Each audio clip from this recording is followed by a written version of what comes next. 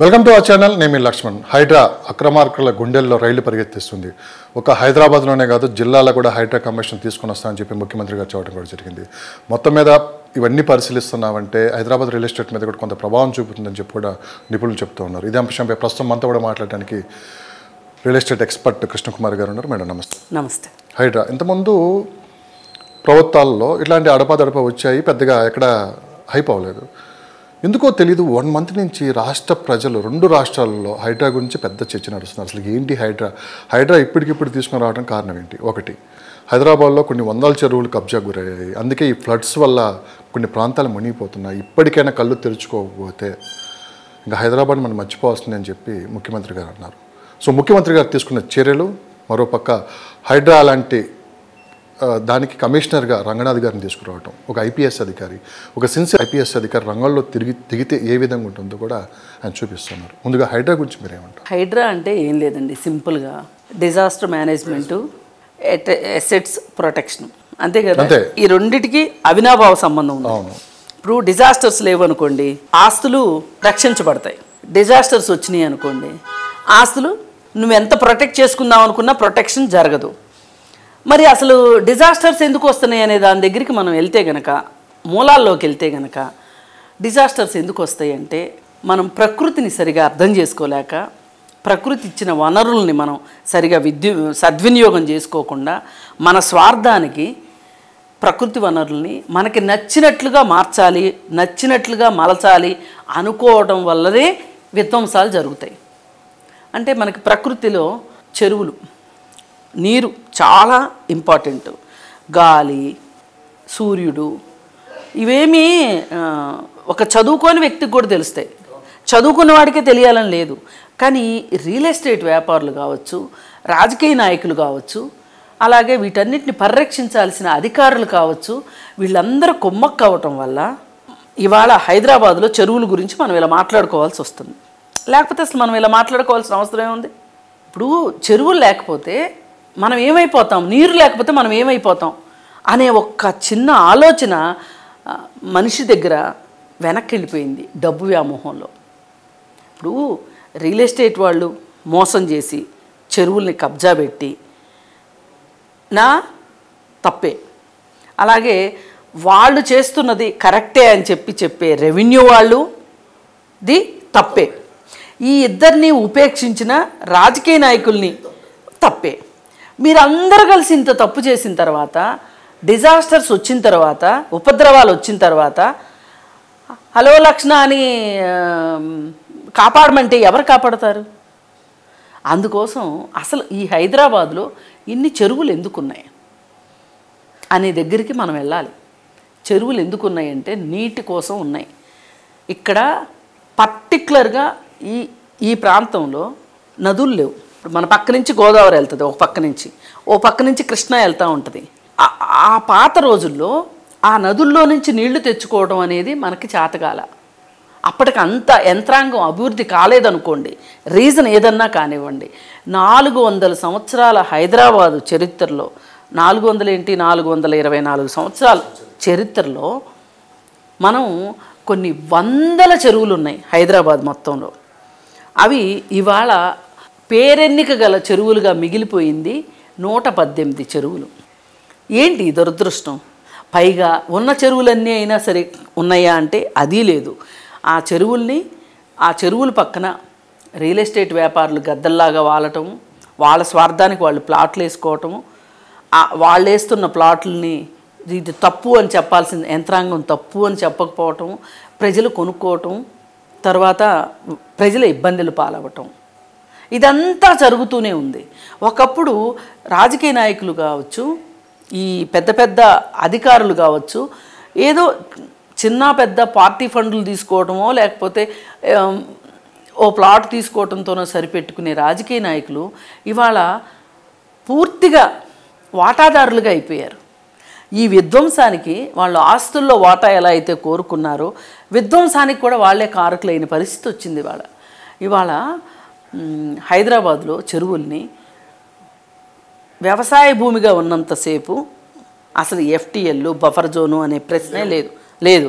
ఎప్పుడైతే వ్యవసాయం నుంచి వ్యవసాయేతర అవసరాలకి వినియోగించడం మొదలైందో, అంటే ప్లాట్లు, ఇళ్ళు, ఫ్యాక్టరీలు ఇట్లాంటివన్నీ వచ్చేస్తున్నాయో, ఇవి వచ్చినప్పుడు కొన్ని రూల్స్ ఫాలో అవ్వాలి. చెరువు ఉంది, అలాగే చెరువు పక్కన ఎఫ్టీఎల్ ఉంది, ఎఫ్టీఎల్ పక్కన బఫర్ జోన్ ఉంది. ఎఫ్టీఎల్లో ఏం చేయొచ్చు, బఫర్ జోన్లో ఏం చేయొచ్చు అని చట్టం చెప్తుంది. అది వినాలి కదా మనుషులు, వినలా. ఎక్కడో దాకెందుకు? ఫారిన్లో చదువుకుని వచ్చాడు నాగార్జున గారు. చట్టం గురించి ఆయనకు తెలియదు అంటే ఎవ్వరు నమ్మరు ఇవాళ. మరి ఆయన ఎందుకు చేశాడు ఈ పని? అదేమంటే ఇప్పుడు ఏం మాట్లాడుతున్నాడు, నాకు పట్టా ఉంది అంటున్నాడు. ఎస్ బాస్, మీకు పట్టా ఉండొచ్చు, కానీ మీ పట్టా భూమిని వ్యవసాయానికి మాత్రమే వినియోగించినంతసేపు మీ మీద మీకే ఇబ్బంది రాదు. కానీ మీరు ఏం చేశారు? వ్యవసాయేతర పనులకి ఎఫ్టీఎల్ భూమిని, బఫర్ జోన్ భూమిని వాడారు. ఇప్పుడు దొంగను పట్టుకునేసరికి కన్నంలో దొంగ తేలుగుట్టినట్లు మీరు ఈ నాది పట్టా భూమి, నేను ఆక్రమించాను, నన్ను ఒక ఆక్రమణదారుగా చూస్తున్నారు, అలా చూడొద్దు అని చెప్పి ఆయన పబ్లిక్ అప్పీల్ చేసుకోవాల్సి వచ్చింది. కానీ మీరు చట్టాన్ని ఉల్లంఘించారు, అది తప్పు. ఇప్పుడు చాలామంది కంటే నీటి విలువ మీకు కూడా తెలిసి ఉండాలి, కానీ మీ స్వార్థం మిమ్మల్ని మీ కళ్ళు మూసేసింది. అక్కడ పైగా మీరు చేసింది ఏంటంటే ఎఫ్టీఎల్లోనూ బఫర్ జోన్లోనూ నిర్మాణాలు చేపట్టి మంచిగా ఉన్న ల్యాండ్లో నిర్మాణాలు చేపట్టుకోవాల్సిన ల్యాండ్ని ఖాళీగా అట్టిపెట్టుకున్నారు. అట్టిపెట్టుకుని ఎందుకు చేశారు ఈ పని అంటే, అక్కడ నిర్మాణాలు చేపట్టి బిల్డింగ్ రెగ్యులరైజేషన్ స్కీమ్ కింద రెగ్యులరైజేషన్ కోసం మీరు అప్లై చేసుకున్నారు. సరే, అధికారులు గడ్డి తింటారని మీకు బాగా తెలుసు కాబట్టి వాళ్ళ వీక్నెస్ ప్రకారం మీరు అది రెగ్యులరైజ్ చేయించుకుందాం అనుకున్నారు. సరే, అందరూ అధికారులు అలాగే ఉండరు కదా, కొంతమంది చేయలా రెగ్యులరైజేషన్. దాని మీద కుక్కట్పల్లి కోర్టులో కేసు కూడా నడుస్తుంది. హైకోర్టు అసలు 2014లోనే చెప్పింది, ఏమని, అక్కడ ఎఫ్టీఎల్ ఫిక్స్ చేయండి, బఫర్ జోన్ ఫిక్స్ చేయండి అని చెప్పింది. నీకున్న రాజకీయ పలుకుబడితోటి, నీకున్న డబ్బులు పలుకుబడితోటి నువ్వేం చేసావు, అక్కడ ఎఫ్టీఎల్ ఫిక్స్ కాకుండా బఫర్ జోన్ ఫిక్స్ కాకోకుండా ఊరుకున్నావు. లేకపోతే అన్ని చోట్ల ఎఫ్టీఎల్ ఫిక్స్ చేసేవాళ్ళు, ఒక సామాన్యుడు ఒక గవర్నమెంట్ ల్యాండ్లో గుడిసేసుకుంటే వాడిని వచ్చి పగలగొట్టి భూ ఆక్రమణదారు కింద, ల్యాండ్ గ్రాబర్ కింద జైల్లో పెట్టే ప్రభుత్వము నిన్నెందుకు ఊరుకుంది? నువ్వు అక్కడ ఇన్ఫ్లుయెన్స్ చేసుకున్నావు కాబట్టి. పైగా ఆ కట్టడాల మీద ఇప్పటికి నువ్వు ఎన్ని కోట్లు సంపాదించుంటావు. ఆ డబ్బులు పెట్టి ఇప్పుడు కనీసంలో కనీసం ఆ చెరువు బాగు చేయటానికైనా వాడుంటే, తుమ్మిడికుంట చెరువు 29 ఎకరాల చెరువు, ఆ వెనకమాల ఉన్న కొండల్లో నుంచి కురిసే నీరు చెరువులోకి వస్తుంది, మంచినీటి చెరువు అది. ఆ మంచినీటి చెరువుని ఇవాళ మూసీలాగా తయారు చేశారు. సో ఇక్కడ ఒక నాగార్జున కాదు మేడం, అంటే సామాన్యుల నుంచి సెలబ్రిటీస్ వరకు ఎవరిని వదిలిపెట్టకుండా అందరికీ నోటీసులు ఇచ్చుకుంటూ వెళ్తున్నారు. సో ఏ రోజుకి ఆ రోజు కూడా హైడ్రా తన పని తాను చేసుకుంటూ పోతుంది. సో ఇదే సమయంలో హైదరాబాద్ రియల్ ఎస్టేట్ మార్కెట్ అనేది ప్రపంచంలో నెంబర్ 1 ఉంది. మొత్తం దేశం మొత్తం హైదరాబాద్ వైపు చూసింది. గత 1 year నుంచి మార్కెట్ కాస్త ఒడిదొడుగులు ఎదుర్కొంటుంది. ఇలాంటి సందర్భంలో హైడ్రా కమిషన్ లాంటి రావటం కూడా కాస్త మార్కెట్ మీద ఎక్కువ ఎఫెక్ట్ చూపిస్తుందని చెప్పి అంటున్నారు. నిజంగానే హైదరాబాద్ రియల్ ఎస్టేటు ఇప్పుడు కాస్త డల్గా ఉందా? సో హైడ్రా తీసుకొని రావటం వల్ల మరింత ఇది పడిపోయిందా? కాదు, పడిపోదు, ఇది తాత్కాలికం. ఎందుకు అన్నానంటే ఈ ప్రశ్న, చాలామంది రీసెంట్గా ఇచ్చిన అడ్వాన్స్లో వెనక్కి తీసుకుంటున్నారంట. అంటే అది ఎఫ్టీఎల్ పరిధిలో ఉందా, బఫర్ జోన్లో ఉందా తెలియక ఇవన్నీ క్లారిటీ చేసుకున్న తర్వాతే మేము ఆ ప్లాట్ కొంటాం అని చెప్పి ముందుగా మేము అడ్వాన్స్ ఏదైతే పే చేసో అది వెనక్కిమని చెప్పి రిక్వెస్ట్లు వస్తున్నాయని చెప్పి మనం విన్నాం. అది డిమాండ్గా కూడా చేస్తున్నారంట. దీని గురించి సింపుల్గా ఒకటే మాట, ఇప్పుడు మీరు చెరువుకి ఎంత దూరంలో మీరు కొనుక్కోవాలనుకున్న ప్రాపర్టీ ఉంది, అది చూసుకోండి. ఏ చెరువుకైనా సరే 100 అడుగుల కంటే ఎక్కువ బఫర్ జోన్ ఉండదు ఎఫ్టీఎల్ తర్వాత. ఇప్పుడు చెరువు 25 ఎకరాలు అనుకోండి, 25 ఎకరాల లోపు ఉందనుకోండి, మీకు 10 మీటర్స్. 25 ఎకరాలు దాటిందనుకోండి 30 మీటర్స్. 30 మీటర్స్ అంటే 100 ఫీటు. 100 ఫీటు అవతల మీరు కొనుక్కోండి ధైర్యం చేసి, మీరు ఆలోచించక్కర్లా.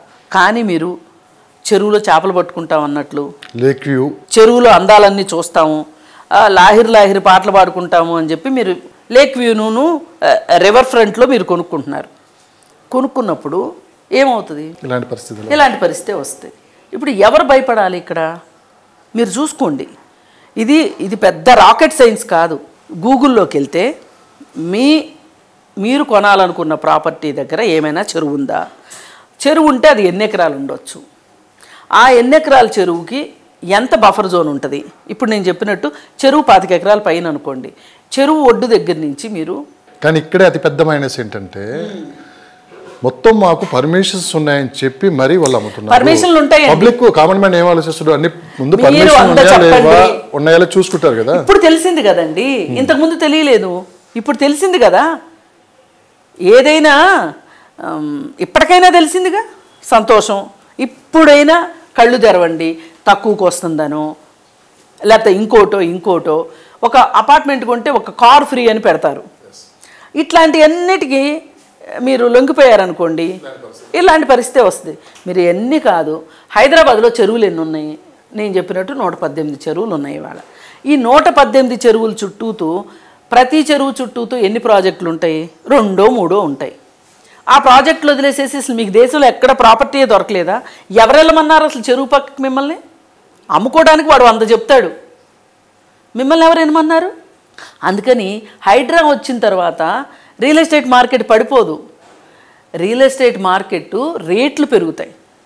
గుర్తుపెట్టుకోండి, అవేర్నెస్ వచ్చింది కదా, అవేర్నెస్ వచ్చింది. ఏది మంచిదో ఏది అపాయకరమో తెలుస్తుంది మనకి. తెలిసినప్పుడు మంచి ప్రాపర్టీకి ఇంకా రేటు పెరుగుతుంది. ఇప్పటికైనా కామన్ మ్యాన్ కావచ్చు, సెలబ్రిటీ ఎవరైనా సరే ఒక మంచి ప్రాపర్టీని గుర్తించాలంటే ఎలా, అంటే వాళ్ళు తీసుకోవాల్సిన జాగ్రత్తలు ఇవన్నీ చూసిన తర్వాత కూడా ఇంకా మేము ఇలానే ముందుకెళ్తామంటే, ఇలానే ఫ్రీలాన్స్ ఆఫర్లు కావచ్చు, మొన్న ఎవరో బోర్డు తిప్పేశారు, ఇవాళ కోట్ల చుట్టూ దొరుకుతా డబ్బులు పోయి అన్నీ పోయి రోడ్డు మీద పడాల్సి వచ్చిన పరిస్థితి వస్తాయి. హైదరాబాద్లో ప్రతి రూపాయి కష్టపడి సంపాదించుకుంది, ప్రతి రూపాయి మనం ఇన్వెస్ట్ చేస్తున్నామంటే మళ్ళీ మన భవిష్యత్తు తరాల కోసం రిటర్న్ వస్తాయని చెప్పి పెడుతూ ఉంటారు. ప్రజలు ఇప్పుడున్న కామన్ మ్యాన్ కావచ్చు, రియల్ ఎస్టేట్ ఇన్వెస్ట్ చేయాలనుకున్న ఎలాంటి జాగ్రత్తలు తీసుకోవాలంటే, చెరువుల చుట్టుపక్కల ఎలా ఉండాలో చెప్పాను కదండి. ఒక చెరువులే కాదు మేడం, కొంచెం దూరంగా. మీరు one of the most senior real estate. నేను అదే చెప్తున్నా.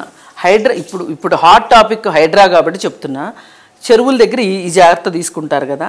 మిగతాది ఏంటి అంటే, ఏ ప్రాపర్టీ అయినా లీగల్ వెరిఫికేషన్ లేకుండా కొనొద్దు.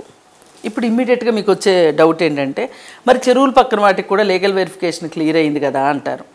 అయితే అక్కడ జరిగింది ఏంటంటే, రెవెన్యూ డిపార్ట్మెంట్ వాళ్ళు గడ్డి తినబట్టి వాళ్ళు ఇప్పుడు అమీన్పూర్లో వాసవి ప్రాజెక్ట్స్ వాళ్ళు ఉన్నారు.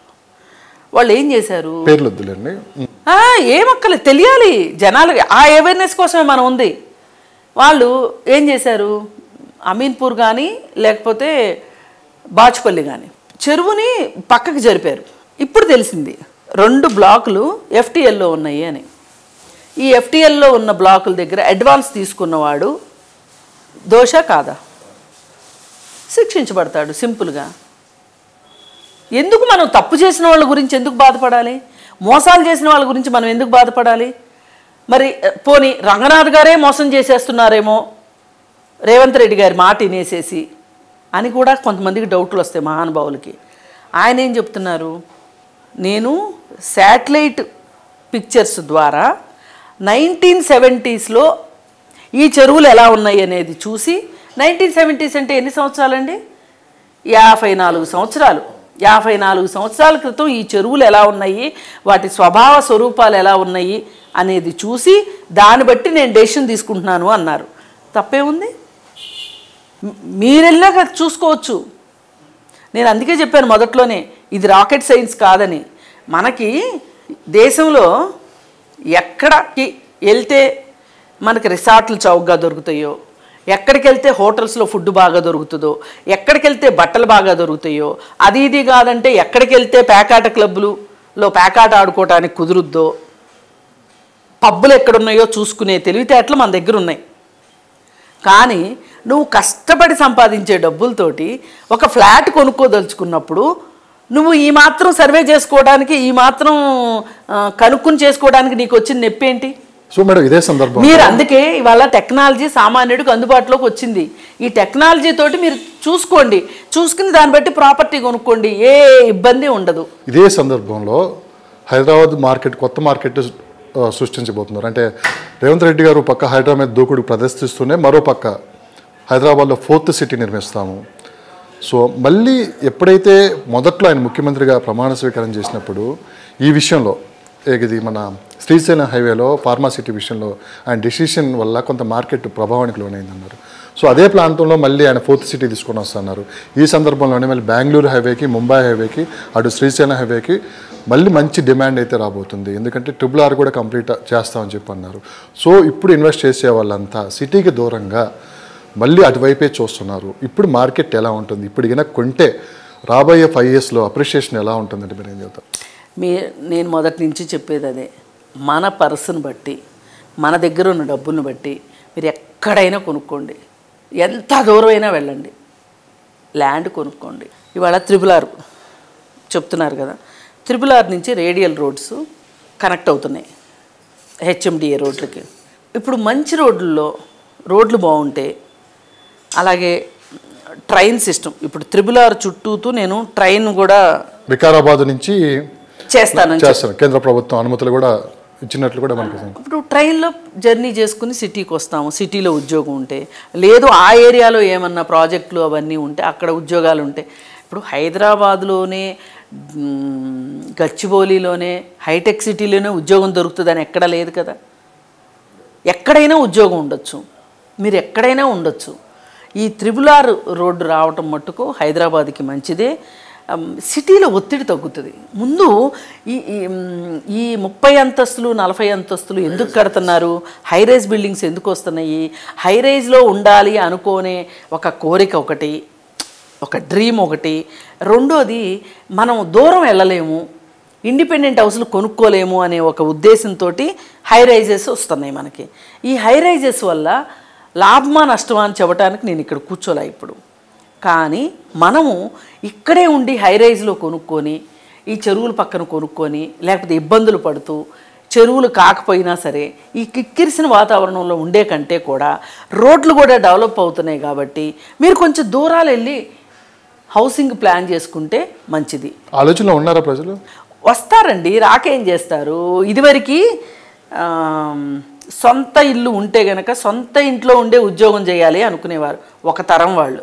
ఇప్పుడు కొన్నాళ్ళు పోయిన తర్వాత సొంత ఇంట్లోనే ఉండి 30 కిలోమీటర్లు ప్రతిరోజు జర్నీ చేసి ఉద్యోగాలు చేసేవాళ్ళు సొంత ఇంటి ప్రేమతోటి. ఇప్పుడు ఏం చేస్తున్నారు, ఉద్యోగం ఎక్కడ ఉంటే అక్కడ అద్దెలు అయినా సరే తీసుకొని సొంత ఇల్లు అద్దెకి ఇచ్చి ఆ అమౌంట్ తోటి మళ్ళీ ఇక్కడ అద్దెకి తీసుకుని ఉంటున్నారు. ఇంకొంతమంది ఏం చేస్తున్నారు, ఆ ఇంటితోటి ఇంకా మనకు ఒక ఎమోషనల్ బాండేజీ అవసరం లేదు అంటే, పెద్దవాళ్ళు చనిపోయారనుకోండి, తల్లిదండ్రులు చనిపోయారనుకోండి, వీళ్ళకి ఎమోషనల్ బాండేజ్ లేదనుకోండి, అప్పుడు ఏం చేస్తారు, ఆ ఇల్లు అక్కడ అమ్మేసేసి ఆ డబ్బులతోటి మనం ఇక్కడే సెటిల్ అవుతాము అనుకుంటే ఇక్కడ ఇల్లు కొనుక్కుంటున్నారు. అంటే ప్రజల ఉద్దేశాలు పరిస్థితులను బట్టి, సందర్భాన్ని బట్టి మారుతున్నాయా, లేకపోతే వాళ్ళు రోడ్డు పక్కన మా రాళ్ళలాగా అలాగే ఉంటున్నారు వాళ్ళు? ఇప్పుడు రోడ్డు పక్కన రాళ్ళు ఉంటాయి, హైదరాబాద్కి ఎంత దూరము అనే రాళ్ళు ఉంటాయి. ఆ రాళ్ళల్లో ఏమన్నా మార్పు ఉంటుందా? అలా ఉంటున్నారా మనుషులు? ఈరోజు మనస్తత్వాలు మార్చుకుంటున్నారా లేదా? ఇప్పుడు ఊర్లో మాకు అరెకరంలో మా ఇల్లు ఉందండి అంటే, హైదరాబాద్లో నువ్వు ఉద్యోగం చేసేప్పుడు నీకు అరెకరంలో ఇల్లు దొరుకుద్దా? హైదరాబాద్లో దొరకదు. నీకు హైదరాబాద్లో అరెకరంలో ఇల్లు కావాలి అనుకుంటే కూడా అవకాశం ఉంది. నువ్వు సిటీకి దూరంగా వెళ్ళి 1 ఎకరం పొలం కొనుక్కొని అరెకరంలో ఇల్లు కట్టుకో, ఎవ్వరు కాదనరు. కానీ అక్కడి నుంచి ఉద్యోగానికి వచ్చే మార్గం ఏంటో చూసుకో.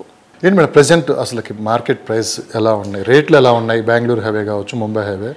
సో ప్రజెంట్ కొత్తగా ఇప్పుడు ఇన్వెస్ట్ ఒకటండి, మీరు గుర్తుపెట్టుకోండి, రియల్ ఎస్టేట్లో ఇది 916 KDM బంగారం లాగా స్థిరీకరణ అనేది ఎక్కడా లేదు రియల్ ఎస్టేట్లో.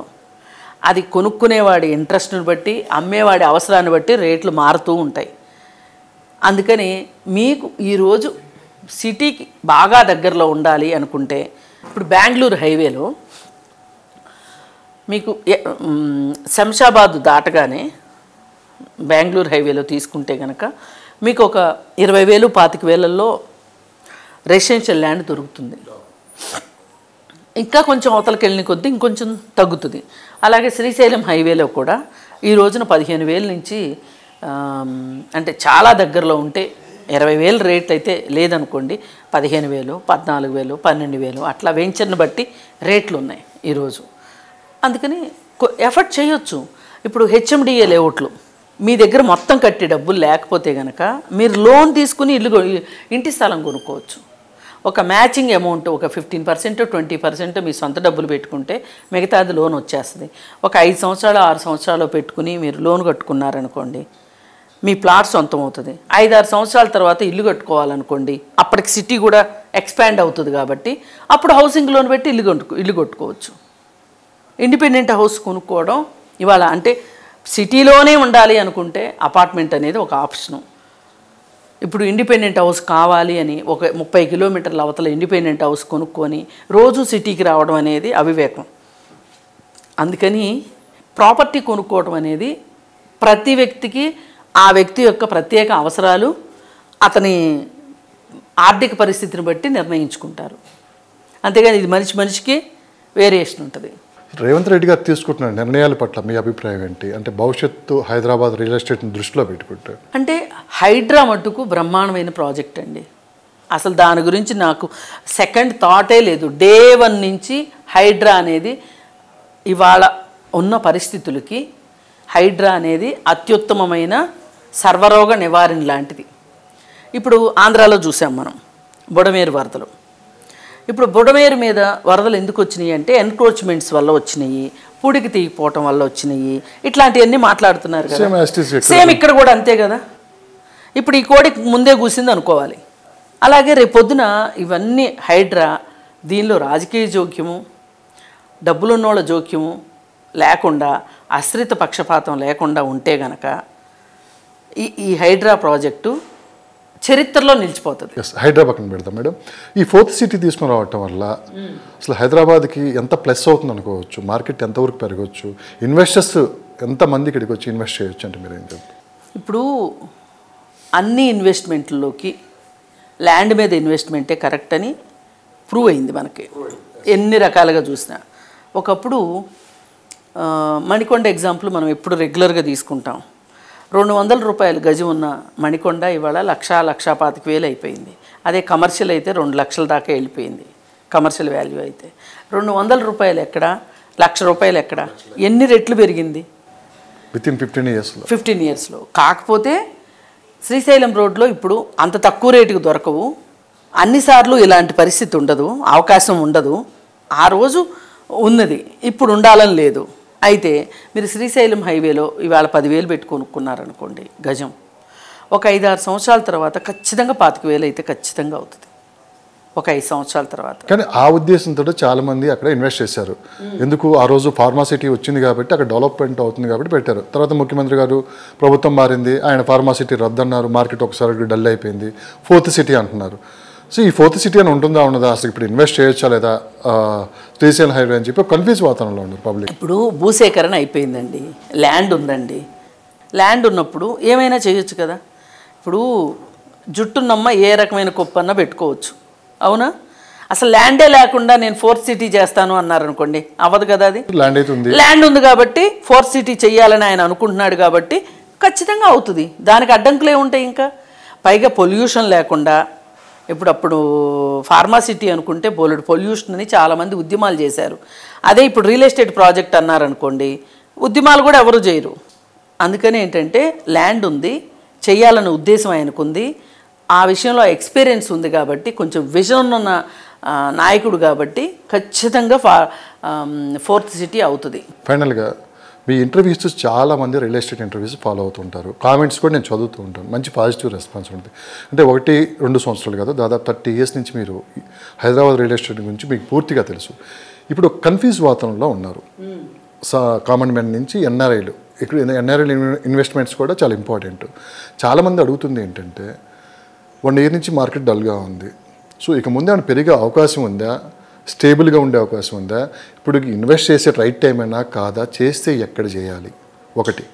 రెండో పాయింట్, అమరావతి కూడా అటుపక్క డెవలప్ అవుతుంది, చంద్రబాబు నాయుడు గారు ఏ సిటీగా డెవలప్ చేస్తా అంటున్నారు, ఇక్కడ ఇన్వెస్ట్ చేయాలా అక్కడ ఇన్వెస్ట్ చేయాలని చెప్పి కన్ఫ్యూజ్ వాతావరణంలో ఉన్నారు పబ్లిక్.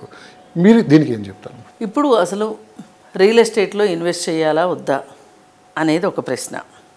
హైదరాబాద్ రియల్ ఎస్టేట్ అయితే ఎలా ఉంటుంది అనేది మీరు అడిగే మొదటి ప్రశ్న. అంటే ఆల్రెడీ ఇన్వెస్ట్ చేశారు ఎన్ఆర్ఐలు కావచ్చు, కామన్ మ్యాన్ చాలామంది, కానీ ఇప్పుడు మళ్ళీ కొంత ప్రాపర్టీ కొనేవాళ్ళు ఉంటారు, కొంతమంది ఇన్వెస్ట్ చేసి మరి కొంతమంది కొనేవాళ్ళు ఉంటారు. వాళ్ళు కన్ఫ్యూజ్ వాతావరణంలో ఉన్నారు. అసలు కన్ఫ్యూజ్ ఎందుకు వచ్చింది, ఈ కన్ఫ్యూజ్ ఎప్పుడు తొలగిపోతుంది? కన్ఫ్యూషన్ ఎప్పుడు వస్తుందంటే మార్కెట్లో అప్పుడప్పుడు కరెక్షన్స్ జరుగుతాయి. ఇప్పుడు మీరు ఒకసారి గమనిస్తే కనుక ప్రతి 7 సంవత్సరాలకు ఒకసారి కాదు అంటే ప్రతి 10 సంవత్సరాలకు ఒకసారి వరదలు వస్తాయి. గమనించారా మీరు? అంటే ఈ చిన్న చిన్న వరదలు కాదు, మనం చూస్తున్న వరదలు. ఇప్పుడు భయంకరమైన వర్షాలు పడతాయి. ప్రతి 7 నుంచి 10 సంవత్సరాలకు ఒకసారి మార్పులు జరుగుతాయి. అలానే ఆర్థిక రంగంలో కూడా ఉంటాయి, అలాగే రియల్ ఎస్టేట్లోనూ ఉంటుంది, అలానే బులియన్ మార్కెట్లోనూ ఉంటుంది. ఎక్కడైనా సరే ప్రతి 7 సంవత్సరాలకి 8 సంవత్సరాలకు ఒకసారి కరెక్షన్ జరుగుతూ ఉంటుంది. ఆ కరెక్షన్ ఇప్పుడు జరుగుతుందా? ఇప్పుడు ఆ స్టేజ్లో ఉంది. ఈ కరెక్షన్ ఎప్పుడు జరుగుతుంది అని మనం ఆలోచిస్తే కనుక ఇప్పుడు మన భారతదేశంలో ఎన్నికలు జరిగినాయి, గ్రేట్ బ్రిటన్లో ఎన్నికలు జరిగినాయి, అమెరికాలో ఎన్నికలు జరగబోతున్నాయి. ఎన్నికల సమయాలప్పుడు యుద్ధాలు జరిగే సమయంలోనూ అలాగే వాతావరణంలో విపరీతమైన ఒడిదుడుకులు ఉన్నప్పుడు ఈ ఎఫెక్ట్ మార్కెట్ల మీద పడతా ఉంటుంది. ఇప్పుడు ఆ పీరియడ్లో ఉన్నాం మనం. ఇది ఒరిజినల్ క్లారిటీ. ఆ పీరియడ్లో ఉన్నాం. ఇప్పుడు ఎవరి దగ్గరైనా డబ్బులు ఉంటే కొనుక్కునే మార్కెట్ ఇది. మంచి మార్కెట్ ఇది, buyers market. Okay, seller market కాదు ఇది. ఎవరికైనా డబ్బులు బాగా అవసరం ఉంది, అమ్మేసేయండి. డబ్బులు అవసరం లేదు, బ్యాంక్ లాకర్లో పెట్టానని అనుకోండి, మీరు మర్చిపోండి. అసలు మనకు అక్కడ ప్రాపర్టీ ఉందనేది మర్చిపోండి. కావాలంటే అప్పుడప్పుడు వెళ్ళి జాగ్రత్త కోసం చూసుకొచ్చుకోండి, ఎవడు గోడలు ఏమైనా జరిపాడా లేకపోతే ఇంకేమైనా జరిగిందా అని. అంతేగాని అసలు ఇది అమ్మే మార్కెట్ కాదు డబ్బులు అవసరం లేకపోతే. కానీ కొంతమంది పిల్లల చదువులకని, పెళ్ళిళ్ళకని, అనారోగ్యాలని, లేకపోతే ప్రాపర్టీ చేంజ్ చేసేవాళ్ళు ఉంటారు రెగ్యులర్గా కొంతమంది. అలాంటి వాళ్ళు కావాలంటే అమ్ముకోవచ్చు, కానీ కొనుక్కునే వాళ్ళకి పండగ. ఇప్పుడు కొంటారు. ఇది కొనే మార్కెట్. కొంచెం ప్రైజెస్ తక్కువ ఉందండి. మీకు ఎప్పుడైనా ఒక ప్రాపర్టీ అమ్మాలి అని డిసైడ్ చేసుకుంటే కనుక ఖచ్చితంగా తక్కువకైనా అమ్మేయండి, ₹1 తక్కువకైనా. ఇప్పుడు కాదు, అసలు ఎప్పుడైనా ఇది ఇది ఇది తంబ్రూలు. కొనాలి అనుకున్నాం, మనం డిసైడ్ అయ్యాం, నచ్చింది ప్రాపర్టీ, ₹1 ఎక్కువైనా కొనేయండి, ఎక్కడికి పోదు. మన కంటికి నచ్చింది అంటే అది ఖచ్చితంగా మంచిదే అయి ఉంటుంది. ఫైనల్ ఒకటి చెప్పండి మేడం, మార్కెట్, హైదరాబాద్ మార్కెట్ ఇంకా ఎన్ని రోజులు పడుతుంది, ఎన్ని నెలలు పడుతుంది ఇంకొంచెం స్పీడ్ పెరగటానికి? ఒక 6-7 నెలలు పడుతుందండి. ఇంకా మార్కెట్ స్తబ్దుగానే ఉంటుంది. కొంతమంది అనటం ఏంటంటే దసరా తర్వాత మార్కెట్ వస్తుంది అని అంటున్నారు. దసరా తర్వాత కూడా మార్కెట్ వచ్చే లక్షణం ఉంటుంది. పెను మార్పులు జరిగే అవకాశం ఉందా? ఇది స్పష్టంగా ఆ సంకేతాలు కనపడుతున్నాయి. ఏం పెను మార్పులు? ఏముండవండి, ఏముండవు. ఇప్పుడు అమెరికా ఎలక్షన్స్ కూడా అయిపోతున్నాయి. రేపు నవంబర్లో అయిపోతాయి ఎలక్షన్స్. అయిపోయిన తర్వాత జనవరి నుంచి మార్కెట్ బాగుంటుంది అనుకుంటున్నాం. అంటే అమరావతి ఎఫెక్ట్ కూడా కొంత ఉండొచ్చు అంటున్నారు. ఒకటండి, ఇప్పుడు కొంతమంది ఉంటారు దేశంలో ఎక్కడైనా ఇన్వెస్ట్ చేయగలను, నేను తెలివైనవాడిని అనుకుని ఇన్వెస్ట్ చేసి లాభాలు పొందేవాళ్ళు ఉంటారు. కొంతమంది నా ఇంటి పక్కనే నేను రోజు చూసుకునేటట్లు ఉండాలి అనుకుంటారు. కొంతమంది లేదు, ఒక 300-400 కిలోమీటర్ల దూరం అయినా పర్వాలేదు, నేను కొనుక్కుంటాను, అప్పుడప్పుడు చూసుకుంటాను అనుకునే వాళ్ళు ఉంటారు. నేను ఇందాక చెప్పాను, ఏ మనిషి అయినా వాళ్ళ వ్యక్తిగత అవసరాలు, వాళ్ళ ఫైనాన్షియల్ కండిషన్ బట్టి ప్రాపర్టీని సెలెక్ట్ చేసుకుంటారు. ఏది ఏమైనప్పటికీ హైదరాబాద్ రియల్ ఎస్టేట్ అనేది ఎప్పటికి పడిపోదు. సో మార్కెట్లో కాస్త ఒడిదొడుగులు వస్తూ ఉంటాయి. దీన్ని కొంతమంది నెగిటివ్గా ప్రచారం చేసేవాళ్ళు ఉంటారు, కొంతమంది దీన్ని ఇదే మంచి టైం అనుకుని ఇన్వెస్ట్ చేసేవాళ్ళు ఉంటారు. కానీ మీరు అన్నట్లు ఇది ఈ టైంలో ఇన్వెస్ట్ చేసే వాళ్ళకి ఇది మంచి రైట్ టైం అని చెప్పి అంటున్నారు. Right time. ఈ కన్ఫ్యూజన్ నుంచి బయటపడి కొనుక్కోండి, డబ్బులుంటే కొనుక్కోండి, కానీ అప్పులు చేసో అలా కొనుక్కోవద్దు. చేతిలో డబ్బులుంటే కొనమని ఇన్వెస్ట్మెంట్ దృష్టితో కొనుక్కునే వాళ్ళు కొనుక్కుంటారు. కొంతమంది కేవలం ఇంటి కోసమే కొనుక్కునే వాళ్ళు ఉంటారు. మనకి సరైన స్పష్టత ఉండాలి, మనం కొనుక్కోవాలి. హైడ్రా ల్యాండ్ కమిషన్ తీసుకొని వచ్చినప్పుడు ఇప్పుడు మనం మెయిన్ జాగ్రత్త పడాల్సింది ఏజెంట్స్, కంపెనీలు, వాళ్ళకున్న బ్యాక్గ్రౌండ్, అధికారులు, వాళ్ళు ఇచ్చిన పర్మిషన్స్, ఇవి కూడా చాలా ఇంపార్టెంట్. సో ఇక్కడి నుంచి ఏం సరే ఇన్వెస్ట్ చేసేవాళ్ళు ప్రతి ఒక్క డాక్యుమెంట్ వెరిఫికేషన్ చేసుకొని డైరెక్ట్గా లైవ్లోకి వెళ్ళి చూసుకొని ప్రాపర్టీ ఎలా ఉంది ఏంటి 1-2 సార్లు చెక్ చేసుకున్న తర్వాత ఇన్వెస్ట్ చేస్తే భవిష్యత్తులో ఎటువంటి సమస్యలు అయితే ఉండవండి. అదే నేను ఇందాక మీకు ఒక బండ గుర్తు చెప్పాను. ఏదైనా ఒక చెరువుకు దగ్గరలో 100 ఫీట్ల దూరంలో ఉందా లేదా అనేది చూసుకోండి. 100 ఫీట్లు ఇది బండ గుర్తు. ఎంత పెద్ద చెరువు అయినా సరే 25 ఎకరాల పైబడిన చెరువుకి 100 ఫీట్ల దూరం పెట్టారు. ₹1,00,00,000 ప్రాపర్టీ కొనేవాళ్ళు ఒక మంచి అడ్వైజర్ని పెట్టుకోవడం ఎంతవరకు కరెక్ట్ అని? అక్కర్లేదండి, అంతంత అక్కర్లేదు. నమ్మకస్తులు మినిమం ₹1,00,00,000 ఇన్వెస్ట్ చేసేవాళ్ళు అక్కర్లేదు. అడ్వైజర్ సలహా తీసుకోవడం తప్పేంటి? అడ్వైజర్ సలహా తీసుకోవడం కరెక్టే. అడ్వైజర్ని పెట్టుకోవాలి అన్నారు మీరు. ఆ సలహా అడ్వైజర్ సలహా తీసుకోవచ్చు, తప్పేముంది. ఇప్పుడు కొంతమంది ఏజెంట్ అంటారు, కొంతమంది అడ్వైజర్ అంటారు, కొంతమంది ఇంకొకటి అంటారు. ఏదన్నా కానీ మీకు నమ్మకంగా ఒక సలహా ఇచ్చేవాళ్ళే కదా కావాల్సింది. ఒక లాయర్ లీగల్గా చూస్తారు. మీకు అసలు పలానా చోట ప్రాపర్టీ ఉందని చెప్పేది ఎవరు? ఇప్పుడంటే డిజిటల్ మార్కెటింగ్ వచ్చింది కాబట్టి చూసుకుంటున్నారు, చేస్తున్నారు. ఇదివరకు అంతా ఎలా ఉండేది? ఎవరో చుట్టాలో ఫ్రెండ్సో ఏజెంట్లు ఉంటే వాళ్ళు వెళ్ళి వాళ్ళని ఇన్ఫ్లుయెన్స్ చేసి కొనిపించేవాళ్ళు. చాలా వరకు మంచి జరిగాయి. కొన్ని అక్కడక్కడ కంపెనీల తప్పులు, వీళ్ళ వ్యక్తిగతంగా చేసే తప్పులు జరిగినాయి. ఇవాళ అలా లేదు పరిస్థితి. ఇవాళ కస్టమర్ చాలా తెలివిగా ఉంటున్నాడు, 1-2 సార్లు చూసుకోగలుగుతున్నాడు, చూసుకుంటున్నాడు. దానికి తోడు ఇప్పుడు హైడ్రా వచ్చింది కాబట్టి ఈ ప్రాజెక్టుల వివరాలు కూడా హైడ్రా పోర్టల్ ఒకటి పెట్టి దానిలో పొందుపరుస్తారని నేను అనుకుంటున్నా. అది వచ్చిన రోజున ఇంకా పూర్తి క్లారిటీ ఉంటుంది. ఏది ఏమైనప్పటికీ అన్ని జాగ్రత్త చర్యలు తీసుకొని ముందుకెళ్తేనే మనకున్న ప్రాపర్టీకి వాల్యూ ఉంటుంది, మనకి వాల్యూ ఉంటుంది, భవిష్యత్ తరాలకు కూడా ఒక గ్యారంటీ ఇచ్చినట్లు ఉంటుంది. ఇప్పటికైనా అంటే ఏజెంట్ల విషయం కావచ్చు, ప్రాపర్టీ విషయం కావచ్చు, లేదంటే కంపెనీకి ఉన్న బ్యాగ్ అన్ని విషయాలు తెలుసుకున్న తర్వాత ప్రాపర్టీలో ఇన్వెస్ట్ చేయాలని చెప్పి మన ఛానల్ తరఫున కూడా మనం కూడా కోరుకుందాం మేడం. ధన్యవాదాలు madam. Thank you so much.